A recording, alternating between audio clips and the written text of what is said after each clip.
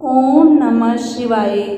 अधिक मास में श्री पशुपति व्रत सोमवार 7 अगस्त को आ रहा है। तो चलिए जानते हैं पशुपति व्रत के बारे में। पशुपति व्रत भगवान भोले शंकर को समर्पित है। जब आप बहुत सारी परेशानियों से घिरे हों और उन परेशानियों का आपको कोई निवारण नहीं सूझ रहा हो और आप अपनी परेशानी किसी को बता भी नहीं पा रहे हों, तब यह व्रत आपकी मनोकामना अवश्य पूर्ण करेगा। अतः पशुपति व्रत को भगवान शंकर पर पूर्ण विश्वास रखकर ही करें। पशुपति व्रत के नियम एवं विधि। पशुपति व्रत कब करें? पशुपति व्रत को किसी भी महीने के सोमवार, चाहे वह कृष्ण पक्ष हो अथवा शुक्ल पक्ष से प्रारंभ कर सकते हैं। शास्त्रों के अनुसार इस व्रत को करने के लिए किसी विशेष महीने का होना अनिवार्य नहीं है, केवल सोमवार का दिन होना आवश्यक है। पशुपति व्रत को कितने सोमवार करना चाहिए? इस व्रत को 5 सोमवार करने का विधान है। वैसे तो आपकी मनोकामना 5वां सोमवार आने से पूर्व ही पूर्ण हो जाती है।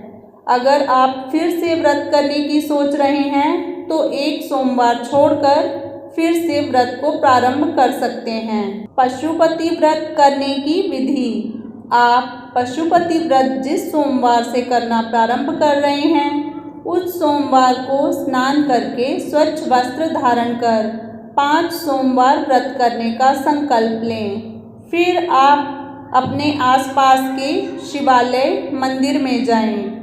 अपनी पूजा की थाली में धूप, दीप, चंदन, लाल चंदन, बिल्व पत्र, पुष्प, फल और जल ले जाएं और शिव भगवान का अभिषेक करें। इस थाली को घर आकर ऐसे ही रख दें। जब आप सायं के समय अर्थात प्रदोष काल में स्वच्छ होकर मंदिर जाएं तो इसी थाली में मीठा प्रसाद एवं 6 दिए घृत लेकर जाएं। मीठे भोग प्रसाद को बराबर 3 भाग में बांट लें। 2 भगवान शिव को समर्पित करें और बचा हुआ 1 भाग अपनी थाली में रख लें। इस प्रकार आप जो 6 दिए लेके आए हैं, उनमें से 5 दिए भगवान शिव के सम्मुख प्रज्वलित करें और जो बिना जला हुआ दिया होगा वह अपनी थाली में घर वापस ले आएं। इसे घर में प्रवेश होने से पहले अपने घर के मुख्य द्वार के दाहिने और चौखट पर रखकर जला दें। घर में प्रवेश करने के बाद 1 भाग भोग प्रसाद को आप ग्रहण करें। इस प्रसाद को किसी और व्यक्ति को ना दें। इस व्रत में आप प्रसाद के साथ भोजन भी ग्रहण कर सकते हैं। हो सके तो मीठा भोजन ही ग्रहण करें। पशुपति व्रत के नियम। जैसा कि शास्त्रों के अनुसार प्रत्येक व्रत के कुछ नियम होते हैं, वैसे ही इस व्रत के भी कुछ नियम हैं, जो कि इस प्रकार हैं। इस व्रत को सोमवार के दिन ही किया जाता है। इस व्रत में सुबह और शाम में मंदिर जाना अनिवार्य है।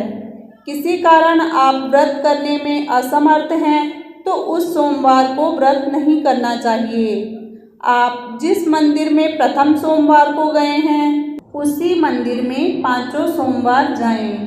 सायं के समय में पूजा का बहुत महत्व है। व्रत करने वाले को दिन में सोना नहीं चाहिए। भगवान शंकर का ध्यान करते रहना चाहिए। इस व्रत में आप दिन में फलाहार भी कर सकते हैं।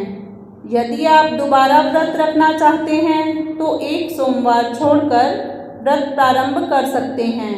व्रत के दौरान श्रद्धानुसार दान भी करें। पशुपति व्रत के उद्यापन की विधि।